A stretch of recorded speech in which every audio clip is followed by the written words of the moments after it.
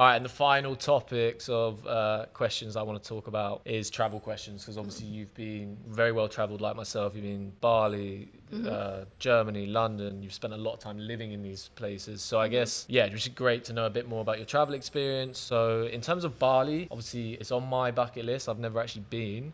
But how would you explain it for like, not just explain it for me for a tourist, but then explain it to me as someone as a local would experience Bali? How do you experience it? I think from a tourist perspective, it's a really good place to kind of get away from your normal life because you have surfing, you have yoga, you have biking, you have all these kind of nature stuff, and that's amazing.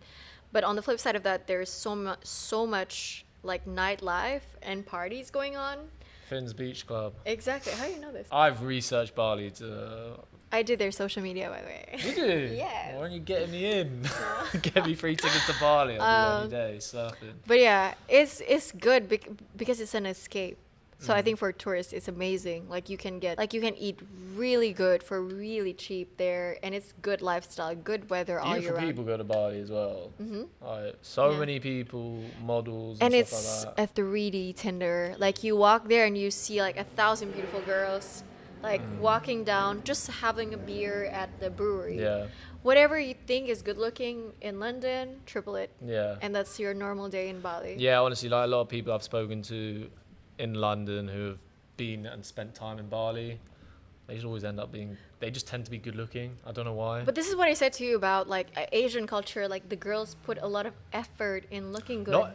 I agree. Not even the Asian girls who come from Bali. I'm talking about like German, Spanish girls, Exactly, English girls who because go to Bali and stuff. bare They're just in, minimum in Bali is like you take care of your nails. It doesn't mean you have like stupid long nails. It's just you're hygienic, and then you smell good, and then you take care of your hair. Yeah. And if that is the bare minimum for locals, imagine the tourists coming there. Yeah, it's a bit like Bondi Beach when I was in Australia. I had to get in the best shape of my life to keep up with the locals because they were all shredded on the beach. Exactly. It's like muscle beach sort of vibes. Like the best looking people are there. And from local perspective, I think it's a little bit sad because these days things are gentrified. A lot of people move from like really wealthy countries and as well as like Dubai or like Phuket, all these like also digital nomad places. And it's good that the business is going up, but at the same time, it's bad for people who are barely making any money as a local in Bali. So it's a bittersweet thing, I think, like how it boomed. That's just my opinion. But you see a lot of tourists misbehaving. I think that's something that is like, hey, when I go to your country, I don't behave like that. Why do you go to my country and behave like that? Like it's a respect thing. Yeah. And it's like because okay, like I'm in Bali, I'm on a holiday, like so I can just let loose and stuff. But if I do that in your country, I would get deported. Yeah, it's true actually when you think of it like that. Thoughts on digital nomads and what it means to you?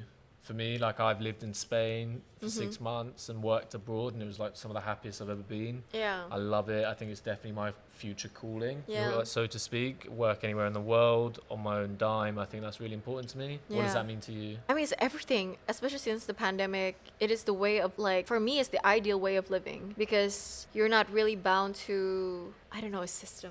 It's like escaping the matrix and stuff like that. But I definitely love it as long as you're respectful to the people around you and not try to impose whatever you bring from your home country to your destination. I think it's a good thing. It's nice just being able to hop on another, just like waking up one day and be like, actually, I'm going to work in Paris for 2 weeks or whatever. That's awesome. That's awesome. Paris is a bit expensive. Yeah, it's just an example. I can't afford Paris. And then I guess for like a digital nomad, what is your favorite place to travel as a holiday destination and then somewhere to like live and work? Just really quickly. For Europe, Amsterdam's absolute my favorite. Travel? For a travel, holiday? yeah, for holiday. To live in, I really love Munich.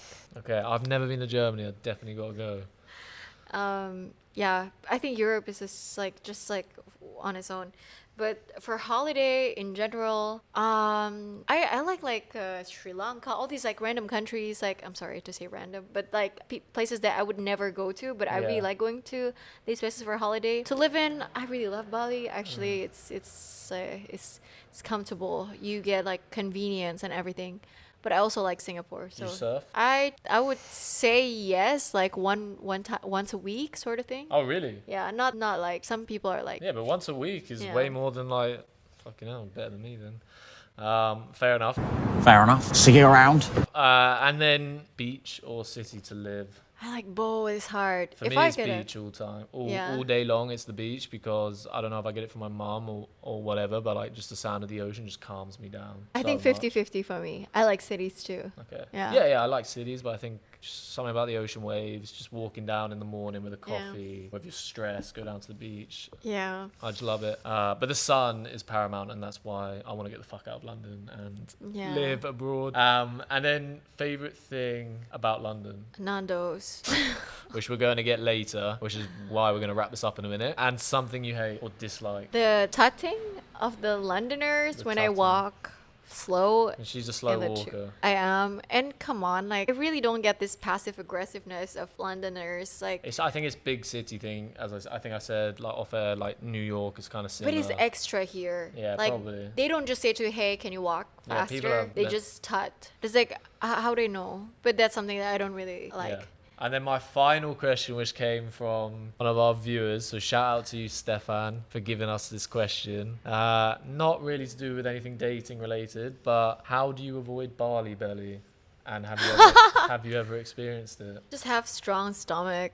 No, come on, go a bit deeper. Okay. What is this Bali belly thing? Everyone seems to get it. Who's It's- not from Bali? Okay, so I mean, if you go to a place and you're not familiar with the food and you eat the street food and your stomach gets upset, that's Bali belly. That's what we call. And it's basically just like a glorified version of diarrhea. But how to Stefan, not you get asked it? a blinder of a question. How to not get it? Eat more street food. Yeah. So you get tolerant. Yeah. I don't get it, so Well, maybe it's more for British Yeah. people. I don't know. Well, Stefan, I hope your question has been answered, mate. I did not need to know about diarrhea. All right, so I think that is where we're going to wrap it up because it is fucking roasting in here. Anyways, boiling in here. She wants a Nando's, so we're going to go get one.